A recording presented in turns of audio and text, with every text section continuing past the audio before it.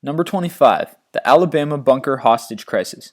On January 29, 2013, Jimmy Lee Dykes, a 65-year-old Vietnam War veteran, hijacked a school bus and killed its driver, Charles Albert Poland Jr. He also took Ethan, a 5-year-old student from Midland Elementary School, as a hostage. Dykes' bunker, where he stored homemade bombs, was equipped with a ventilation pipe used as a mode of communication and to pass through toys, books, and medications for Ethan. The crisis came to an end 5 days later when officers forced through the bunker, killing Dyke and finally freeing Ethan. Number 24. The Baghdad Church Attack. Our Lady of Salvation, a Catholic cathedral in Baghdad, Iraq, was attacked on October 31, 2010 during a Sunday evening mass by an al-Qaeda-linked Sunni rebel group. The attack left 58 people dead while more than 100 people were taken as hostages, 19 of whom were able to escape before Iraqi special forces stormed the church to rescue them. Backed by American aerial support, the 4-hour siege resulted in the deaths of 41 hostages. Number 23. Discovery Communications Headquarters Hostage Crisis. The crisis, which ensued on September 1, 2010 at the company's headquarters in Silver Springs, Maryland, started when James Lee took 3 people as hostages in the building's lobby. Armed with 2 starter pistols and an explosive device, 43-year-old Lee began by firing a single round at the lobby ceiling. After 4 hours of lockdown, evacuation, and negotiations, Lee was shot dead by the police. Number 22. The Munich Olympic Tragedy.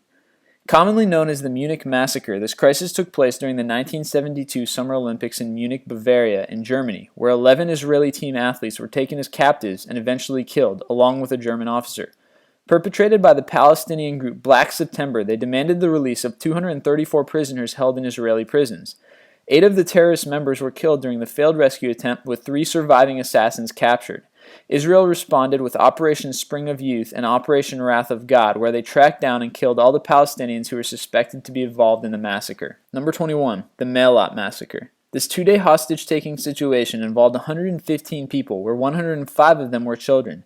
It took place on May 15, 1974, when 3 armed Palestinian radicals of the Democratic Front for the Liberation of Palestine entered Israel from Lebanon. Most of the hostages were teenagers on a field trip and spending a night in Ma'alot in the Netiv Meir Elementary School. The hostage-takers demanded the release of 23 Palestinian militants from Israeli prisons, or the students would be killed. When the Golani Brigade stormed the building after 2 days, the hostage-takers killed their hostages with grenades and automatic weapons, ending in the death of 28 hostages, including 22 children. Number 20. Patty Hearst. Patricia Hearst Shaw, an American newspaper heiress, socialite, and occasional actress, was kidnapped by the Symbionese Liberation Army in 1974. The granddaughter of self-made millionaire George Hearst and daughter of publishing magnate William Randolph Hearst gained notoriety when she eventually joined in the causes of her captors. Because of this, when she was apprehended with other SLA members while robbing a bank, she was imprisoned for 2 years before her sentence was commuted. She was later granted a presidential pardon by President Bill Clinton, as her actions were attributed to the Stockholm Syndrome, where captives sympathize with their captors. Number 19. The Iran Hostage Crisis. A diplomatic crisis between the countries of Iran and the United States. It escalated when a group of Islamist students invaded the American embassy in support of the Iranian Revolution. They took 52 U.S. diplomats hostage for 444 days on November 4, 1979 until January in 1981, just a few minutes after Ronald Reagan was sworn in as the new U.S. president. When a number of negotiations for release failed, the U.S. military attempted a rescue operation called Operation Eagle Claw, but this resulted in an aborted mission, crash of 2 aircrafts, and the death of 8 American servicemen and an Iranian civilian. The crisis ended with the signing of the Algiers Accord on January 19, 1981, after which the hostages were finally released. Number 18. Father Lawrence Martin Jenco. A native of Illinois, Father Djenka was serving as director of the Catholic Relief Services when he was taken hostage by 5 armed Shiite Muslims in Beirut on January 1985 for 564 days. While confined, he spent his days meditating, praying, and making a rosary out of a thread of a sack. He was a captive along with other hostages, including tennis player Terry Anderson. He suffered greatly during his incident as he spent much time chained and blindfolded, including suffering serious eye infections and other health problems. And though he suffered beatings from the guard and other inhumane acts, in the end he chose to forgive those who mistreated him. Number 17. Terry Anderson. Terry Anderson, the famous tennis player held captive with Father Jenco, was the last hostage accounted for on December 4, 1991. A family reunion followed, and the world watched as he saw his daughter, who was born 3 months after his capture, for the first time. Number 16. Terry Waite. An English humanitarian and author, he was an assistant for the Anglican Communion Affairs when he negotiated for the release of 4 hostages, including journalist John McCarthy, as an emissary for the Church of England. He traveled to Lebanon on January of 1987 to negotiate with the Islamic Jihad organization, but was also himself held captive for 1,763 days when the group broke trust. Number 15. The Lebanon Hostage Crisis. The systematic series of abductions in Lebanon involved 96 foreign nationals being taken as captives between 1982 and 1992. Those who committed those crimes used different names, though they all belonged to the same Hezbollah organization. These terrorist acts were viewed as insurgent against retaliation by the U.S., Syrian, and other forces. Number 14. The Kizlyar-Pervomayskoye Hostage Crisis. This crisis occurred during the First Chechen War, when a raid made by guerrillas against a military airbase became a massive hostage crisis that involved thousands of civilians. The assault, which destroyed 3 helicopters and killed 33 personnel and other soldiers, led the Russian military to pursue the Chechen guerrillas, who entered the town itself and took 2,000 to 3,400 civilian hostages. Fighting ensued, and the rebels then fled to Pervomayskoye in a column of 11 buses and 2 trucks, where they seized an additional 100 hostages from the village. Because the Russian army did not permit journalists access to the village, it's hard to determine the full extent of civilian casualties. Number 13. The Alta Hospital Hostage Crisis. On the night of September 20th, 1991, in Sandy, Utah, Richard Worthington tried to kill Dr. Glade Curtis, who performed a tubal ligation on his wife. Armed with a shotgun, handgun, and dynamite, which he planted on the hospital grounds, he entered the hospital's women's center and took 2 nurses, 3 other people, and 2 newborns as hostages for 18 hours. One nurse, Carla Roth, wound up dead, and Richard was sentenced to 35 years in prison, though he committed suicide on November 11th of 1993. Number 12. Lyndhurst High School Shooting.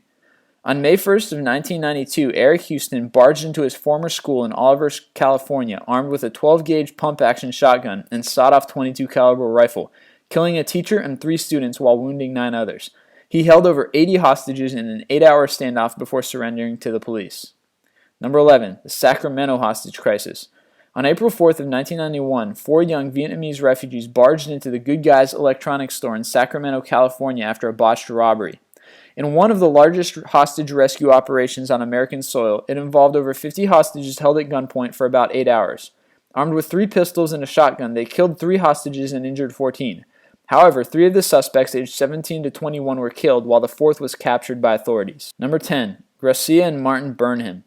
The Burnhams, U.S. Protestant missionaries that served in the Philippines for 17 years since 1986, were part of a large group that was kidnapped by the Abu Sayyaf Group, an Islamist separatist terrorist organization, on May 27th of 2001. While most of the group was killed or freed after ransoms had been paid, the terrorist group demanded $1 million for the couple's release. Though $300,000 was paid, the group still refused to free them until the Philippine Army tried to rescue them on June 7, 2002. In this encounter, Martin was killed by 3 gunshots in the chest, while Gracia was wounded in her right knee. Number 9. Beslan School Hostage Crisis. Also known as the Beslan Massacre, this hostage situation took place at School Number 1 in a Russian town known as Beslan in September of 2004. A group of armed terrorists led by Shamil Basayev were demanding the end of the Second Chechen War, so they took more than 1,100 people, including nearly 800 children, as hostages in the school. Russian security forces stormed the building on the 3rd day of the standoff with their tanks and incendiary rockets, resulting in the deaths of over 380 people. Number 8. Roy Hallams.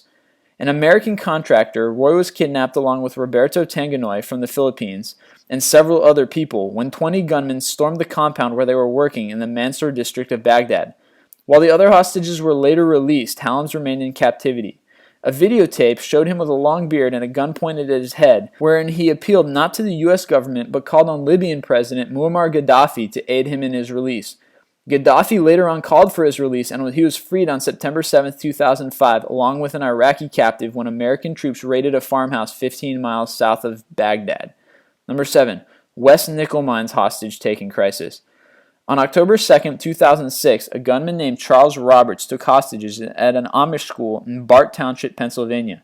Armed with a handgun, shotgun, and rifle, he shot 10 girls aging from 6 to 13 years old, where 5 of the children died. He later on committed suicide, but this event gained the attention of the national media due to the Amish community's emphasis on forgiveness and reconciliation. Number 6. Aloha Pimentel. Aloha, a 15-year-old girl from Brazil, was involved in a hostage crisis on October of 2008 along with her friend Nayara da Silva. She was held captive for 100 hours, the longest ever in Sao Paulo, and gained international exposure due to the many errors committed by the police. Aloha and Nayara were working on a school project with two other friends when her ex-boyfriend, Lindenberg Alves, barged in with a pistol. He soon released the two boys, and on October 16th, Silva was released but was suggested by the police to return again as a hostage. Later, shots were heard and the Gate, or Special Tactical Group, stormed into the house and immobilized him, but not before he shot Aloha in the head and the groin and hit Nayara's face. Aloha died as a result of her wounds. Number 5. Operation Yawn. A codename for the Pakistani Army General Headquarters attack, this was a hostage rescue mission carried out by the SSG Division on October 10, 2009. It was implemented in response to the major escalation in Pakistan's domestic insurgency. 10 gunmen in military uniforms opened fire on the general headquarters in Rawalpindi, Pakistan, where the attack killed 9 soldiers and 2 civilians. The militants later on infiltrated the security buildings where 22 civilians and military officials were held hostage, resulting in the rescue operation known as Operation Yawn. Number 4. The Manila Hostage Crisis. Otherwise known as the Rizal Park hostage-taking incident, this event happened when a dismissed Philippine National Police officer hijacked a tourist bus carrying 20 tourists from Hong Kong on August of 2010. Rolando Mendoza was a disgruntled police district officer who wanted to get his job back as he believed that he was unfairly dismissed. However, things took a turn for the worse when he saw his brother being arrested, which incited him to open fire. The bus driver managed to escape as the shooting began, which resulted in Mendoza's end along with 8 of the hostages, while others were injured. The MPD's failure at a rescue attempt and the bungled shootout was watched worldwide on TV and the internet, leading both the Philippines and Hong Kong government to conduct separate investigations and a black travel alert to the Philippines issued by other governments. Number 3. The Addu Incident. This event, which took place in Singapore on January 31, 1974, occurred when 4 men armed with submachine guns and explosives assaulted the Shell oil refinery in Pulau Bukom to disrupt the oil supply from Singapore to other countries due to the oppression of the Arab masses in the Middle East. They were able to detonate 3 out of 12 explosives they were carrying, but left minimal damage. They hijacked a ferry boat bound for Alaju in an attempt to escape and held 5 of its crew members captive. After 8 days of negotiations, they agreed to release their hostages in exchange for safe passage to the Middle East. Number 2. Savannah Flight 571. On May 8, 1972, a Boeing 707 passenger plane with a scheduled flight from Vienna to Tel Aviv was hijacked by a group of 2 men and 2 women from the Black September organization. The flight, which was captained by an English pilot named Reginald Levy, landed at Lod Airport where the hijackers separated the Jews from the non-Jews and sent them back to the aircraft. They also demanded for the release of 315 Palestinian terrorists in Israeli prisons. A rescue operation, codenamed Operation Isotope, by a team of 16 Sayeret Makhtal commandos was carried out the next day, killing the 2 men and capturing the 2 female hijackers. Number 1. The Menace Hostage Crisis. On January 16, 2003, a group of al-Qaeda-linked terrorists led by Mokhtar Belmokhtar captured 800 people at the Tigan Turin gas facility in Menace, Algeria.